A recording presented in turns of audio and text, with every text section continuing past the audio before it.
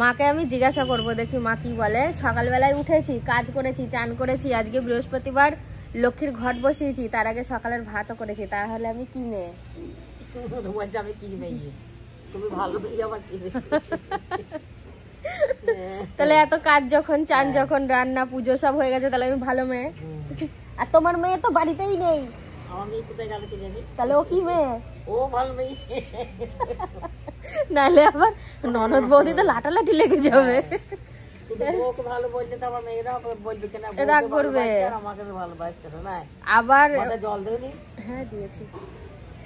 দিয়ে আবার ওই কি বলে, আবার যদি ওদেরকে বেশি ভালোবাসে তখন আবার আমরা যে দুই বউ আছে এরা ঝামেলা বাঁধিয়ে দেবো।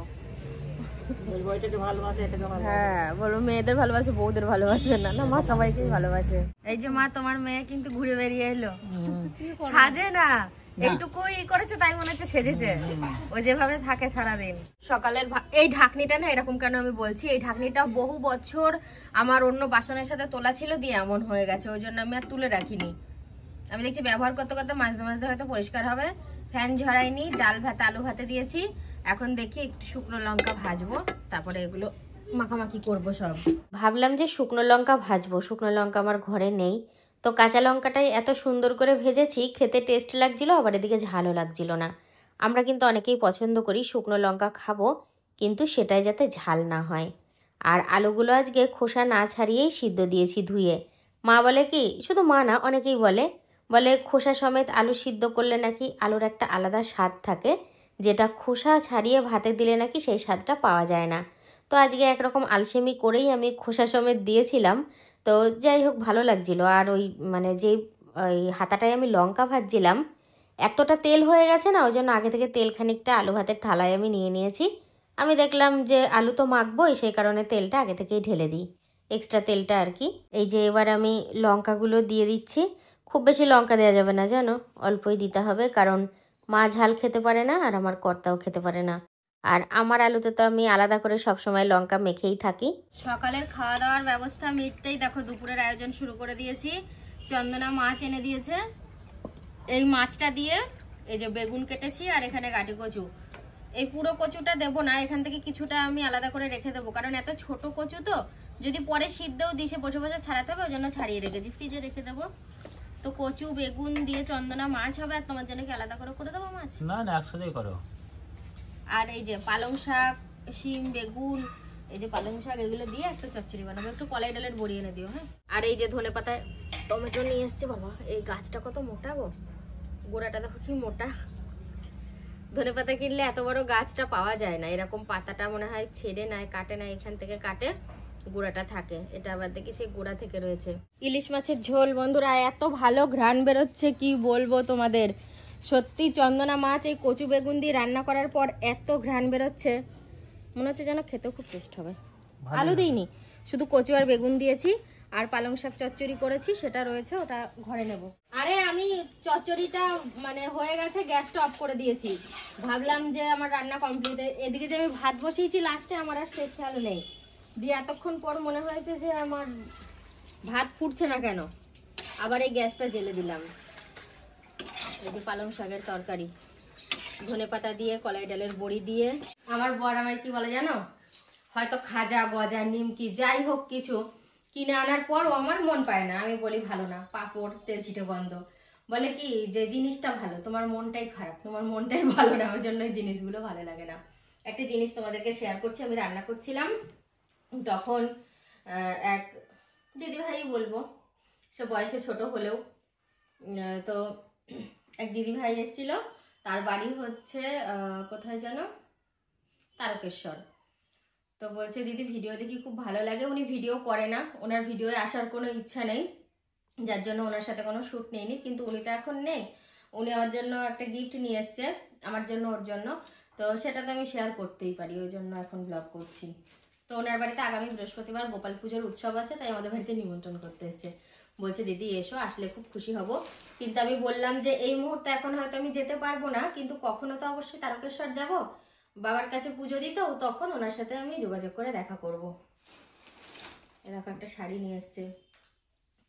আমি ভিডিওতে বলেছিলাম যে গিফট কেউ আনবে না, গিফট পছন্দ করি না আমি বলেছি, কিন্তু কেউ কোনো জিনিস এনে যদি হাতে দেয় তখন সেই জিনিসটা ফিরিয়ে দিলে তাকে অপমান করা হয়, সেটাও খুব খারাপ লাগে। আবার কেউ কিছু আনলে হাত পেতে নিতেও আমার খুব সংকোচ বোধ হয়, কিন্তু কিছু করার নেই, আমি নিয়েছি।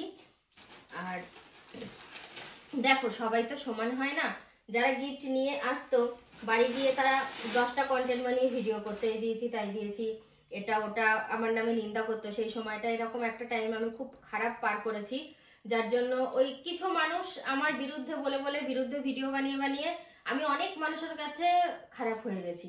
শুধু তারা ভিউজের জন্য ভিডিওগুলো করেছে, কিন্তু যারা অ্যাকচুয়ালি আমার বাড়ি আসে তারা জানে যে আমি কার সাথে কিরকম ব্যবহার করি।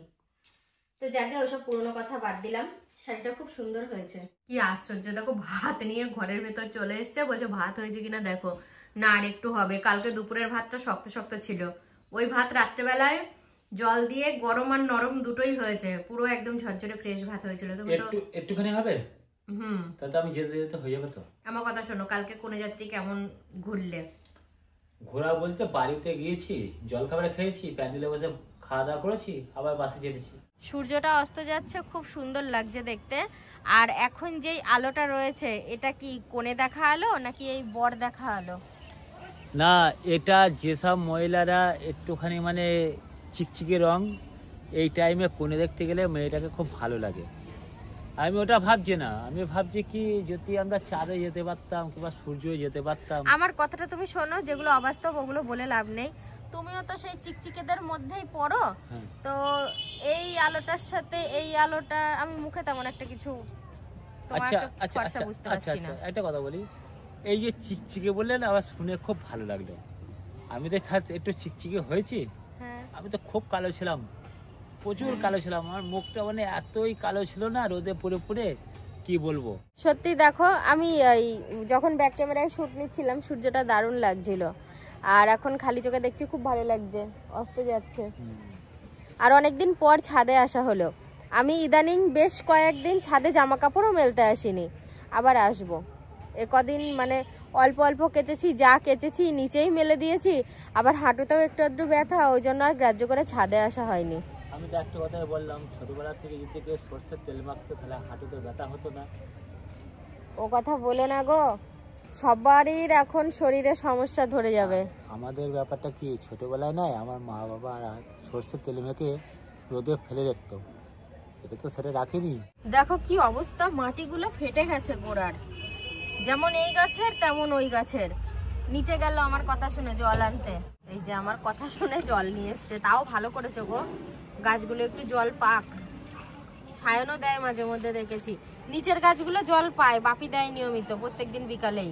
বাপি আমাকে কালকেই বলেছে বৌদি আমি যে জায়গায় কাজ করি খুব সাংঘাতিক একটা বিশাল বড় মৌচাক আছে। মানে কালকে তুমি এই টাইমে কিন্তু খুব ওই মৌমাছির ভয় পাচ্ছিলে। হ্যাঁ, আমার চিন্তা হয়ে যাচ্ছিল, তো আমি তো যাবো ওইখান দিয়েই কাজে, ওই জায়গাতেই। আবার একজনকে বিভৎস ভাবে কামড়িয়েছে বলছো, একজনকে খুব তোমার হসপিটালে ভর্তি বেচারি। তাহলে বলো, আমি সকালে গিয়ে খবর নিলাম।